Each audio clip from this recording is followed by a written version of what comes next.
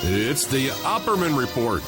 And now, here is investigator Ed Opperman.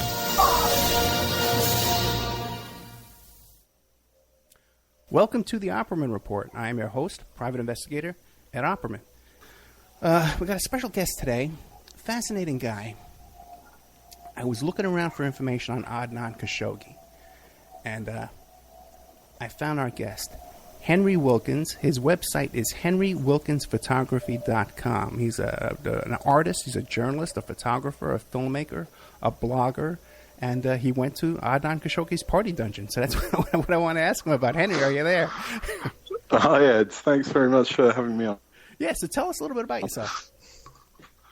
Yeah, so I'm as you said, I have a kind of whole gamut of things that I do in terms of photography is kind of the base of it all, really. But I also do some writing as well, and journalistic And you make a full-time living writing from all this?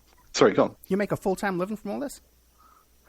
It's something that I do in conjunction with another job as well, which is actually what led me to the Khashoggi story. So perhaps I could talk a little bit more about that later on. Sure. But this is your creative side where you have the blog and filmmaking too. You do films as well, correct?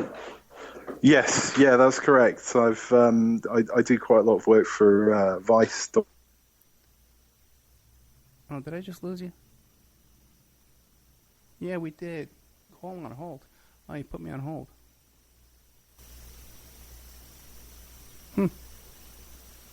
Okay, I think we lost our guest here for a second. I'm going to try and reconnect with him. I think we got put on hold or something like that. Okay, we should get him right back right after this. Okay. Oh, I hope we didn't lose his internet connection, because I know mine is good. Let me double check here, because it said call on hold. Okay, we got here Henry Wilkins. Yeah, mine is good. And we're connected over here. Huh, I wonder if we should start the whole thing over. And we're in 3 minutes. Not that much, right? Let's see if we can pick him up here. Good old Henry Wilkins. That's it. He put me on hold somehow.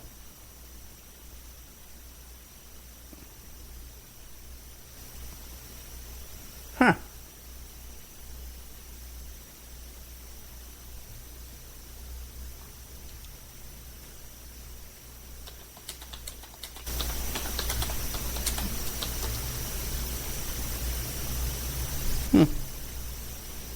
Well, that stinks.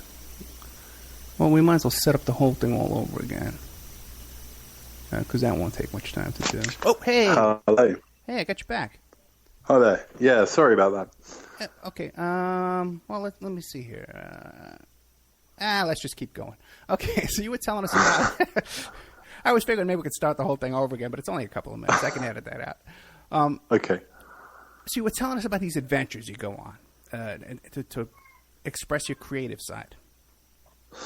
Okay, well, it really all started sort of about a year ago, and I was doing some courses in photography at an art school over here in London called Central St Martin's, and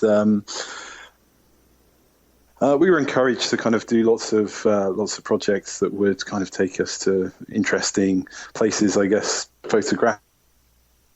And the teacher was on this particular course. He was very supportive and you know, really encouraged us to kind of to get out there and experience the world and try to kind of capture it from a photographic point of view, and that's what I did. And I ended up doing a project relating to UAVs, which basically kind of involved us flying one of these UAVs. I mean, there's been a lot in the news about them over the last year or so. This was kind of when they were just coming into that kind of cusp of news coverage that they seem to be in at the moment. And we just kind of flew it around London and captured the reactions of people. And that got picked up by Vice. It got picked up by the British Journal of Photography. I mean, it kind of travelled around the globe. Some other newspapers picked it up as well. And I was a teacher at the time, and it just got me thinking, maybe I could really do something with this. And through that project, I got to know some other journalists, some other people sort of working in similar endeavours, and really just got involved with projects that they were doing, and they got involved with projects that I was doing. That led me to Calais, where over here in the UK or France, where Calais is at the moment, there's this migrant crisis happening, which I'm sure I'll discuss a bit more later. But also, I mean, with the Khashoggi thing, as I said before, it was kind of through my other line of work as a sort of private tutor / teacher that I came to know about Khashoggi's party dungeon.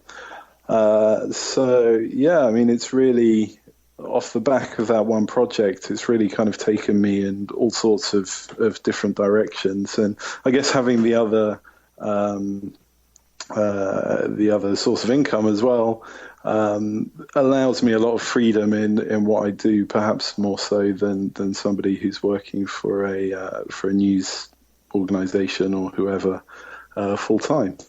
But wait a second. All this work that you have on this website, the henrywilkins-photography.com, this is only a couple of years worth of work? Yeah. I mean, the drones project, the UAV project that I did it got published at the end of August last year. So yeah, it's been a crazy year. This is incredible. Okay, really? I thought this was like a life's, like a good 10 years worth of work here.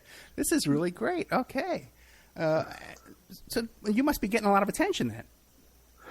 Yeah, I guess so. It's been, as I say, it's been pretty crazy. It's, I've just been really lucky, I guess. I mean, I suppose it takes a lot of initiative to go out there and do these things, especially when you're coming at it from an angle of having not been doing it for that long. You kind of, I wouldn't say that you feel like an imposter exactly, but right. You're kind of doing these things without knowing totally sort of how they're gonna turn out. But I mean, luckily they've turned out well, and people seem to have been interested enough to publish them. So yeah, it's been great. Now with the photography, have you always been like an amateur photographer, and then you just started?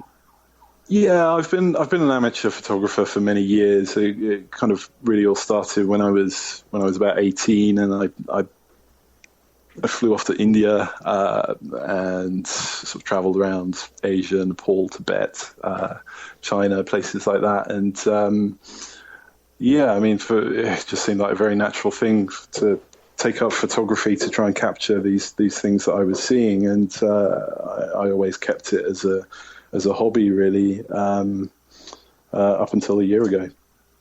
And how old are you now? I'm 32. Okay, great. Okay, this is great. I'm glad I found you. This is really good. I have lots to look, because these are the kind of topics that my audience is very interested in as well. Like this thing about these students who got the innocent man, his murder conviction overturned. Yes. Yeah.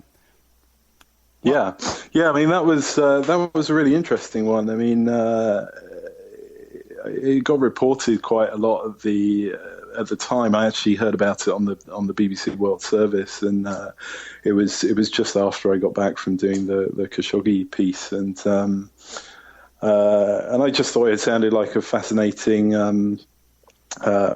thing. I mean, the fact that these guys had sort of, against all odds, managed to make a real difference within the UK judicial system was really astonishing. But the reports that I read about it at the time, they didn't really delve too deep into it. I was really just fascinated to speak to the people that were involved with it, and and find out their stories. Now, what part of the UK do you live in? I live in London. Okay. Now you managed to get a hold of Pussy Riot. Yeah. How'd you get a hold of them? Well, my girlfriend, she works for a well-known environmental NGO, and with that Pussy Riot gig that was happening, they didn't publicise the gig until a couple of days before, or even one day before, I think, and I think that the organisation that my girlfriend worked for, they kind of shared a lot of the same values and principles as Pussy Riot. So they got their press people in touch with them and sort of asked them if they could send some people over and so on. And she just kind of dropped me their email address of the press people there, and it all kind of happened within the space of an afternoon. Really, I was just very lucky to kind of send a few emails to the right people, and they granted me some time with Pussy Riot, and I managed to pitch it in to the enemy, as it turned out in the end, to publish it. So that evening I was down there with Thurston Moore and Pussy Riot, which is not really what you expect when you get up in the morning, but that was the way that the day panned out. Okay, very good. Now, some of these, like the Khashoggi job, that must have required some travel and financing. Yeah, it did. I mean, the way I came across the Khashoggi story was that I was actually La Zagaleta, which is what the estate is now called, which used to be Khashoggi's hunting ground. I was there in my previous line of work, which was as I said before, I'm a teacher, but I'm primarily a private tutor. So in London, there's quite a high demand for education from sort of very affluent clients. I mean, we have a lot of, I guess you could say, interesting people who have moved to London for sort of favourable property laws and tax laws and whatever. Anyway, but you get a lot of Russian oligarchs and people like that living in London who want education for their kids, and this is what I ended up doing. And I was working with a family who wanted some tuition to happen over in Spain. They had a second home over there. The kid was on holiday from school, so I travelled with the family to La Zagaleta, and it's a golf club now. I mean, it's a golf club with a kind of resort sort of town situated around it, and I had no idea that it had anything to do with Khashoggi. I didn't even know who Khashoggi was, and the kids actually took me down to the basement to kind of show me this place, and this was actually a couple of years before I wrote the article. And then when all of this stuff started to happen with the photography and so on, it was it just struck me as an interesting thing that I'd seen that probably nobody else really knew about, and was probably worth documenting. But yeah, I went down to Spain just for the day. Literally, it's only a couple of hours on the plane from London. Managed to get in there with the press people from the estate, and they showed me around. Okay, so you had first been to this estate because you were a tutor. Yeah, I was a private tutor, and I mean this estate, it's kind of reserved for very affluent residents, I guess. It's a gated community, right.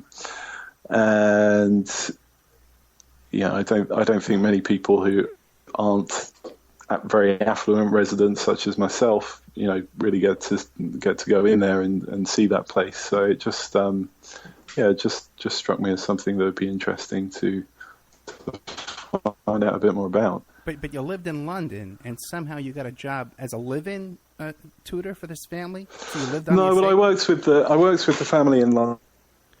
But during term time, when the kids are in school, I was there tutoring the kid in the evening, and then in the holidays when they go away, I would often go away with them. Different families, but I've travelled with these families to France, I've spent 2 summers in Russia with a pretty notorious individual over there. Tutoring his son, so it kind of, it took me to some interesting places for sure. Okay, a couple of questions. Now, you're saying that you were tutoring here in Khashoggi's old house, but were you actually living in that house for a while? No. The Khashoggi's old house is now the golf club. Right. So this golf club is surrounded by this estate, which used to be his hunting estate. But when the hunting estate got taken from him by the Spanish government, it was sold to property developers, and they developed these sort of high-end houses around what used to be his house and is now the golf club. And so imagine that the guy was so rich and so powerful that his former house is now a whole golf community. Oh yeah, no, there's 2 golf courses. There's 2 18-hole golf. My God. Golf courses there, and a lot more. So now, what did you know about Khashoggi then before you went there to do the story about Khashoggi? Well, really, as I said, when I went to this place, I had, for the first time during the tuition job, I had no idea who Khashoggi was. But when I got back from this job, I did a little bit of reading about him, and I had no idea really how interesting this guy was. I mean, it's always struck me as strange how people seem to have really forgotten about Khashoggi for some reason. But he was like this very big figure. Kind of before my time, I guess, given my age. But it's when I went down there. I mean, the second time to do the article, I knew that he was an arms dealer. I knew that he had been involved with the Iran-Contra affair. I knew that he'd been involved with other sort of high net worth people over here in the UK. I knew he was, a very notorious character, and the idea that there was this kind of time capsule left behind to this guy was, it seemed like something that people should know about, and certainly I was interested to find out more about it. So, it seemed like a sure shot to spend a bit of money to go down there and see what was what. So now, how were you able to arrange permission to get over there? So I got in touch with the people from La Zagaleta, which is what the estate's called now. The press people there, I think they were just very keen to get some publicity for the estate. I mean, by this point, I had the article that I had published in Vice and the British Journal of Photography and so on, and that kind of gave me a little bit of leverage to say, well, I'd like to come and see the place. I'd like to sort of take some photos and so on, and just push the story out there, really. And I think from a publicity point of view, it was within their interests as well. Having said that, I don't think they were that keen on the association that the estate had with Khashoggi. I think they, to a certain extent, were trying to distance themselves from the history of the place to some extent. But I kind of managed to make it a prerequisite of my coming down there that they would show me around the basement as well. So, yeah. because you had heard about this party dungeon, as you describe it.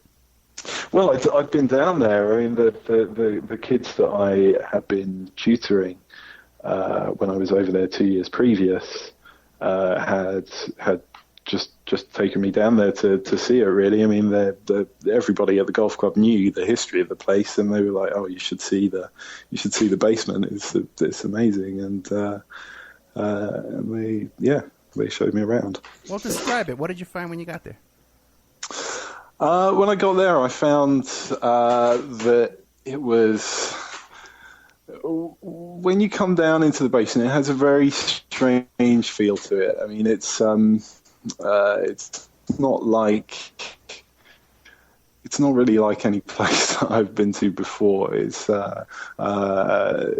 obviously set up for parties. I mean, they have like a stage down there. They had a DJ booth which still contained Khashoggi's record collection. Was down there gathering dust. What kind of music was on there? Sorry? What kind of music? I forget actually, because it was only the first time that I went down there 2-3 years ago now that I saw the record collection. I tried to get pictures of it the second time, but to be perfectly honest, the press guys from the estate, they really hurried me around the basement the second time I went, so I didn't get to have as close a look at the record collection as I would have liked, unfortunately. Probably some Michael Jackson, because I know he used to party with Michael Jackson a lot. Yeah, there may well have been. There were definitely a few retro numbers down there. Now, you described that there's a stage. Yeah, they had a stage with kind of sofas arranged around it and so on. Do with that what you will. But what kind of performances happened on that stage, I'm not entirely sure. But and they had sort of very small rooms kind of leading off from the main lobby of the basement, which I don't know what they could have gotten up to in there, but who knows? And then further down there was a bar. Wait. Sorry? You described the small rooms, because I read the article. You described these small rooms as being like covered... Well, I mean, I wouldn't like to speculate what these small rooms were for, but I couldn't see that there would be any other purpose for them other than kind of going for maybe a private conversation or they kind of seemed like somewhere where you would go to kind of get away from the party for whatever reason that may be. But and did they have chairs? And they also had floor to ceiling mirrors as well. Was there furniture in there, like a chair or there were a couple of chairs in there, in one of them, and the other one was really just these floor to ceiling mirrors. And what about was there room for like a little couch in there or a bed, maybe something like that? Yeah, possibly. I'd say that it was. Yeah, I'd say that they were kind of about wide enough for somebody to lie down in. Okay, very interesting. Okay. All right, so let's take us through the room now. What do we have to find next? So, further through the along the lobby, they had a bar, and then as you got further down, there was a bowling alley with a kind of vintage sort of 80s kind of arcade machines in there, video games. There's a huge wine rack and various bits of kind of taxidermy lying around as well. There was like a stuffed leopard down there that was one thing that stood out. And then further down still, there was a firing range, a place where you could shoot guns at a target. And next to that, a sealed door, which they wouldn't let me through, unfortunately. But so I have to leave it up to the imagination what was through there. Now, what about when the kids took you down there? Were you able to get through that sealed door? No, I did have a go.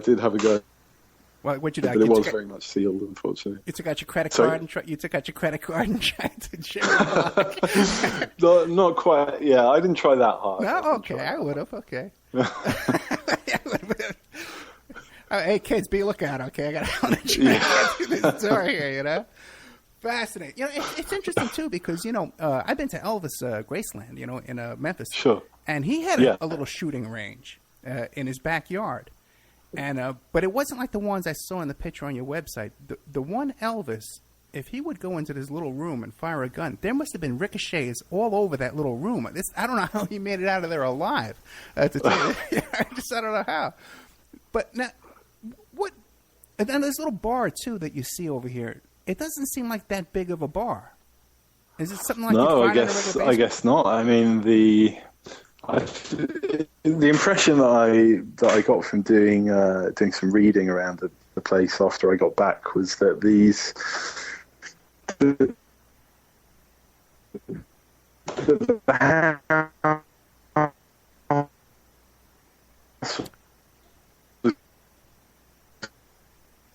Oh, you know what? I'm losing your audio really bad. The Skype connection. Kind of given over. Yeah, you know what? Now we had an internet connection problem with our guest here. Hey, we're going to try and call him back. Oh, you there? Okay, we lost him. We'll try and get him back here again.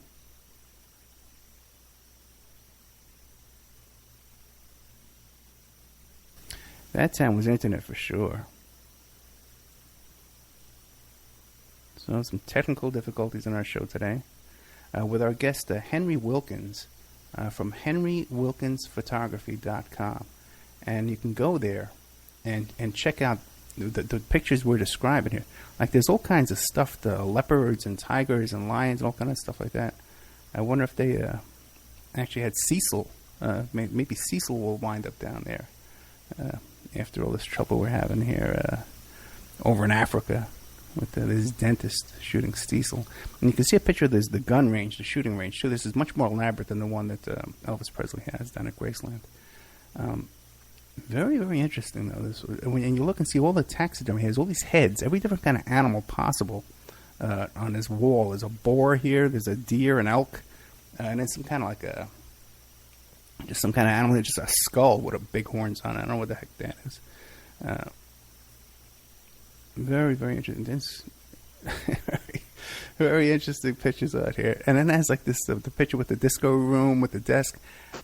Oh, we're back. Hi there. Damn, I thought they got a hold of you. We're trying to silence you.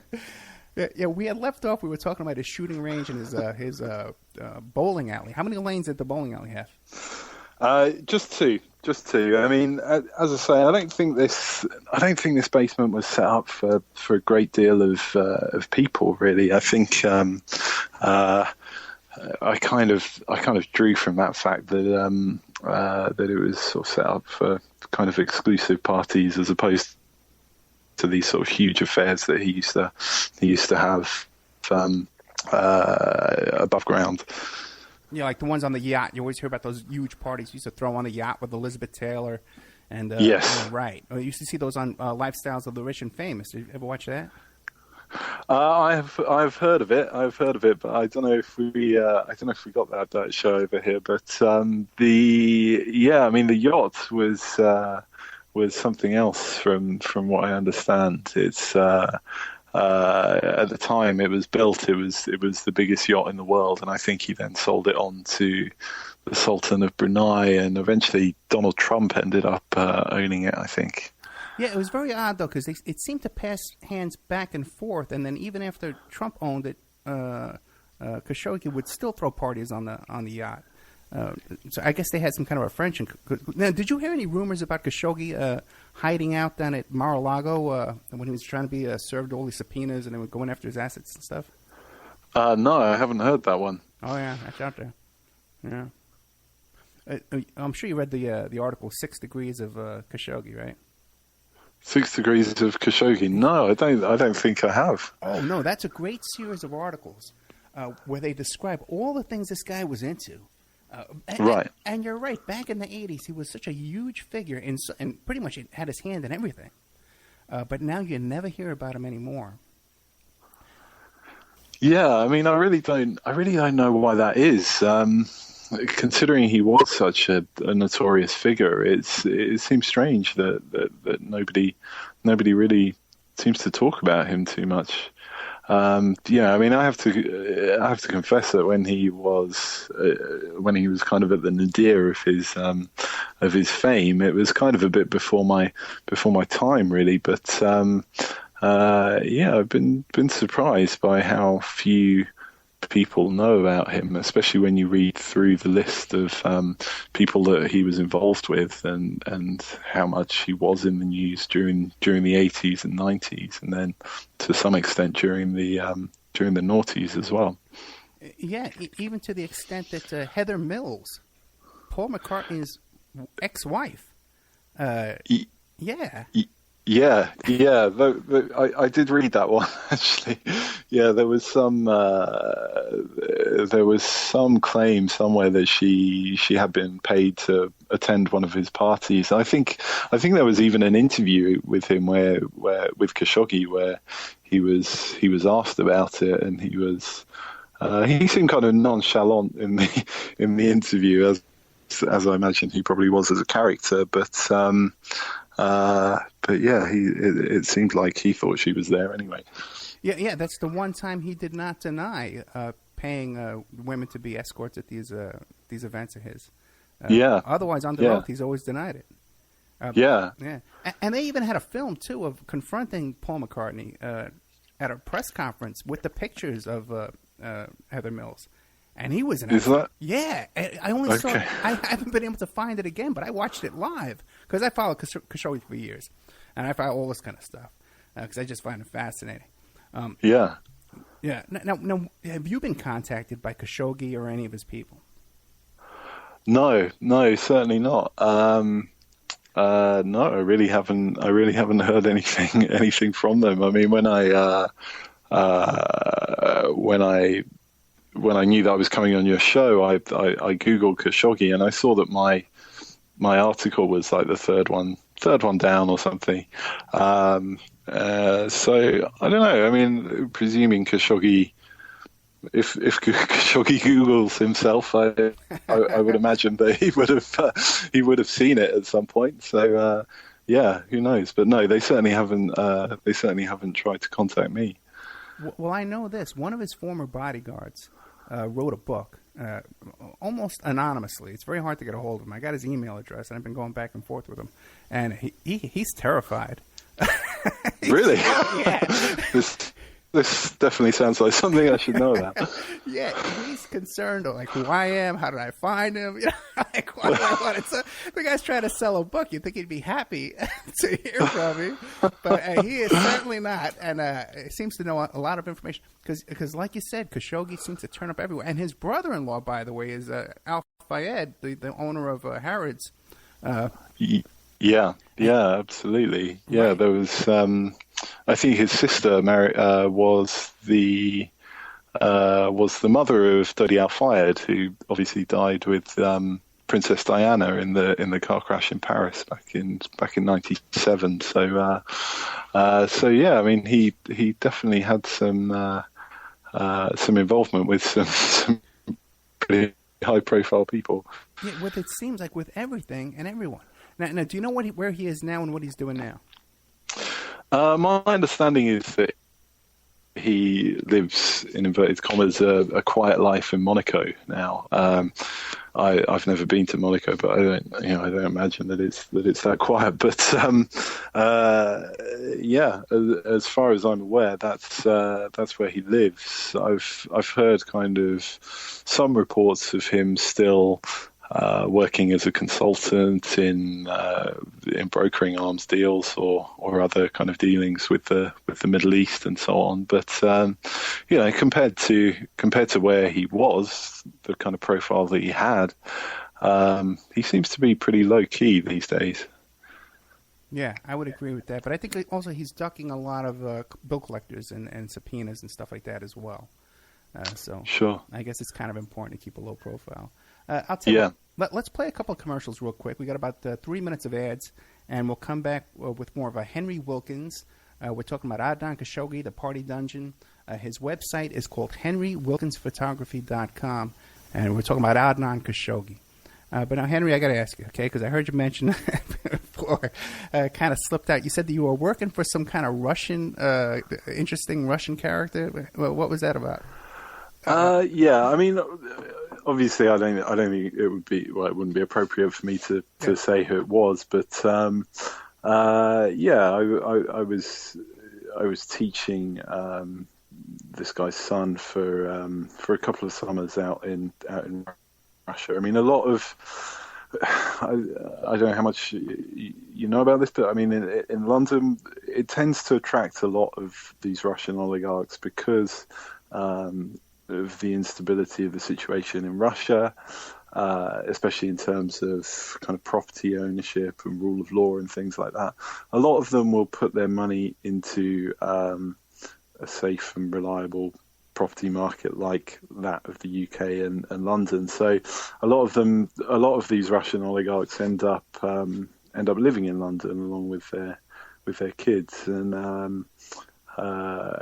you know, obviously these people require certain services and so on. So I was a teacher before I started doing the whole journalism and photography thing, and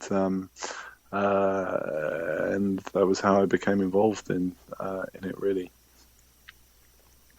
So you're making some pretty good connections through the teaching gig, through this private tutoring of these billionaires. Well, you're hooking up with a lot of people. I mean, to an extent. I mean, it's not like you know, I'm kind of the staff, really, for want of a better way of putting it. But I definitely get to meet some interesting people and go to some interesting places. So, yeah. Okay, yeah, right. Because you make those connections, you get to travel and you meet these people. You know. Yeah. Out of all these stories on your blog here, the henrywilkins-photography.com, which is the one that you're most proudest of? The one that I'm most proud of, I think probably the first one, the UAVs. The work that I've done around UAVs has been really interesting for me. I guess, you know, apart from it being the first, and I guess like the first time is always the best, as they say. But I just like the visual elements of it. I like the fact that I hope at least it asks questions, political questions about kind of where technology is taking us, and how cautious we should be about that.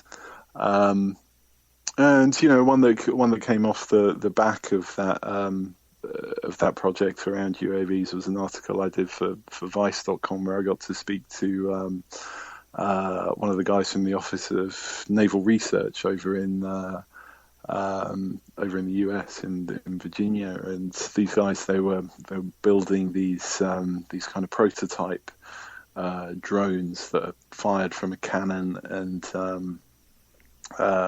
then basically fly into their targets, and they were kind of developing this system, and so it was really fascinating for me to find out a bit more about that, because of the project that I'd done before. And to a certain extent, I mean, the UAV project that I did initially was kind of supposed to be not a warning exactly as to, you know, the impact that UAVs could have on society and so on, but the second article that I did with these guys building the autonomous drones, kind of, it felt like the nightmare was coming true to some extent. So yeah, I mean, those two I'm particularly proud of, I think. So you think this is something we really need to be concerned about?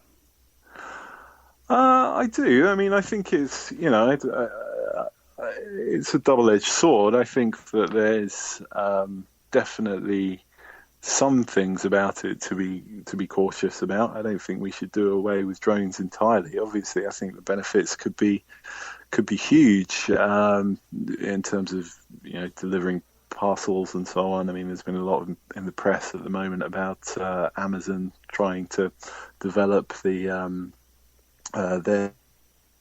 delivery system, and also there seems to be a lot of wranglings between them and how the US government, are going to regulate the use of drones in sort of civilian airspace and so on. And I think that's really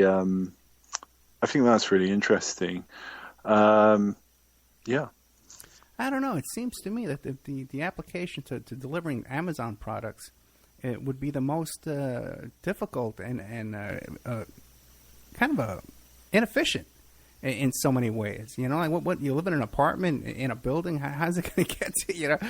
Yeah, no, I definitely see your point. I mean, I don't know how that would work. I guess maybe go out to your sort of front doorstep. Yeah, it's crazy. Yeah, maybe like waiting for a taxi or something.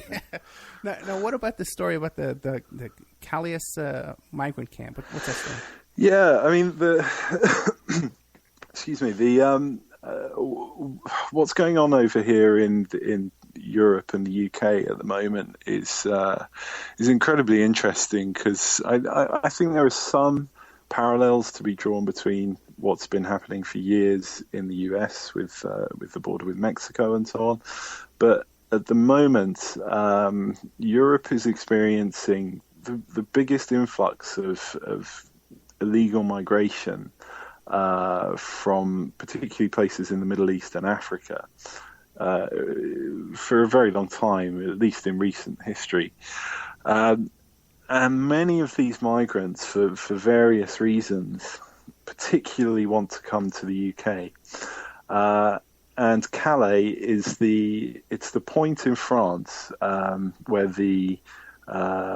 it's the port in France, I should say, which is next to the narrowest point of the English Channel. So there's about 20 miles separating the UK from France at this point. And what they're trying to do is get across this 20-mile stretch of sea basically any way they can. I mean, we have the ferries going across this stretch of water, so many of them try to lodge themselves under lorries which are travelling on the ferries in order to make it to the UK. We also have the Channel Tunnel as well, which is set up for trains. And just yesterday, one of these migrants was killed on the French side of the Channel Tunnel, trying to make it through the tunnel to the UK. And it's really a very big issue in the press at the moment here, because the way it's being portrayed with many of the photos and so on that we're seeing in the press over here in the UK, you know, it's creating an image of there almost being a kind of invasion of migrants sort of at the UK borders. And, you know, having been there myself, I don't think that's the reality of the situation. There's 2,000 of them there, which is, you know, a lot, but it's not as bad as the press kind of make out. But it's it's definitely interesting time for immigration in Europe and the UK at the moment. Yeah, that's always a big issue here too, you know. Sure. Yeah, I mean, as I say, I think there are certain parallels with the situation in the southern border of the United States as well. But it's kind of a new, I guess you could say, it's kind of a new experience for us, because it hasn't been happening on this scale before over here in the UK. So now, what are you working on next? What's your next big project? Funnily enough, I'm actually working on a project to do with private investigators. Maybe, but in the UK, in London primarily. So I've been getting in touch with quite a few of them, doing various interviews and photo shoots and so on. So that's kind of the main thing at the moment. But I have a couple of film projects that I'm working on as well. One relating to a micronation that we have off the coast of the UK here, named Sealand, I don't know if you're familiar with the concept of micronations as such, but No. okay, so it's they are. How can I describe it? They're kind of small islands off the coast of various countries that are owned or occupied by people who have decided to kind of proclaim them as they're an independent country from the country that they're situated off the coast of. So people just show up there and say, we're setting up our own country? Yeah, pretty much. That's Okay. that's about the size of it. I'm all for that. That sounds okay. I'll go for that one. What's the focus of your PI story going to be about? Actually, it's about the image of PIs and the kind of the conflict, I guess, between the public image of what private investigators in the UK do and are about,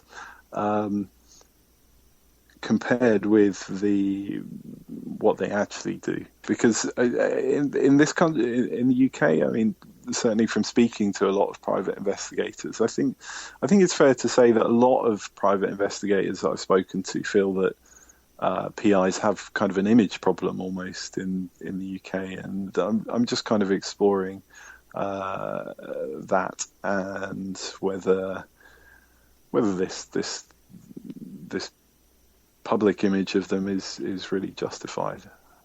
Yeah, that would be very useful here too in the States, because people have this idea in their head of what you can do for them and what can be accomplished, and it's from watching TV and these TV shows and all these action movies and stuff like that of what they think a PI does, and it's such a broad field, all different areas of investigation, document preservation, and digital forensics, all different kinds of things, areas of investigation. I interviewed a woman over there in the UK, Christine Joanna Hart, and she was involved in the UK cell phone hacking scandal over there with those PIs. Okay, yes, yeah. I think that the cell phone hacking scandal is where a lot of the bad publicity has come from in recent years for PIs, because there was it was a very select few that were involved, but certain PIs were, for a large newspaper over here, were hacked phones of sort of various celebrities and people that have been involved in crimes and so on, in order to act.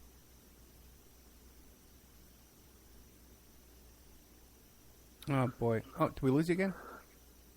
Hello? Oh yeah, I thought we lost you again. Okay, yeah. They even hacked the royal family there for a while, and some victims of the 7/7 bombings and stuff. And just the subway bombings over there. It's just a huge story, but it kind of brought down Murdoch, didn't it? Yeah, well, I mean, it certainly brought down one of his newspapers. I mean, he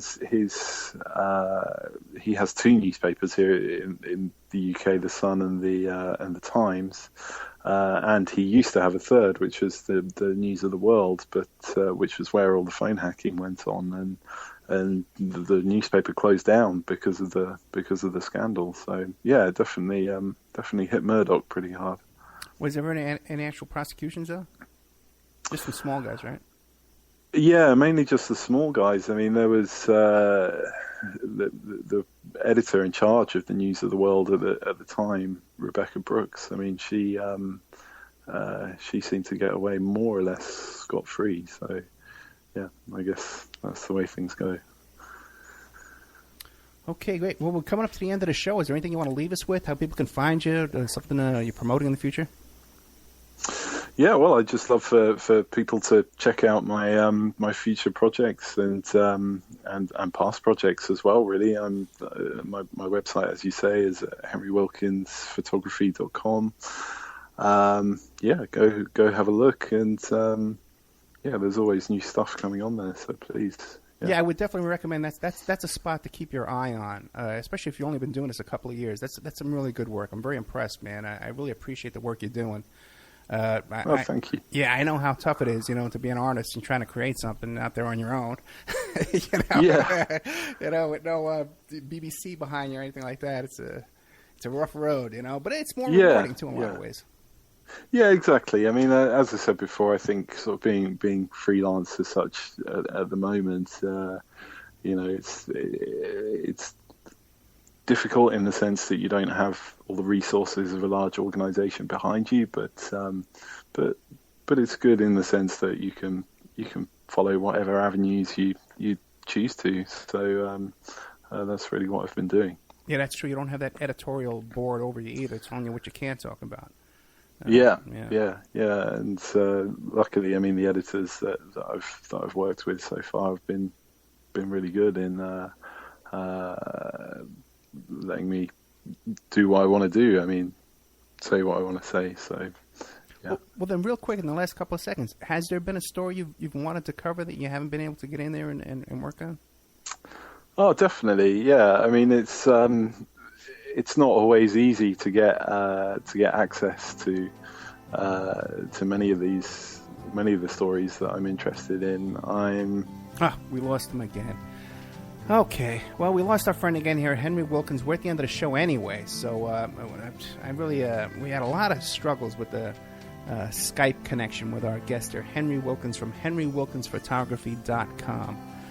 So we're going to pretty much end the show up right now. Thank you for being on with the Opperman Report this week.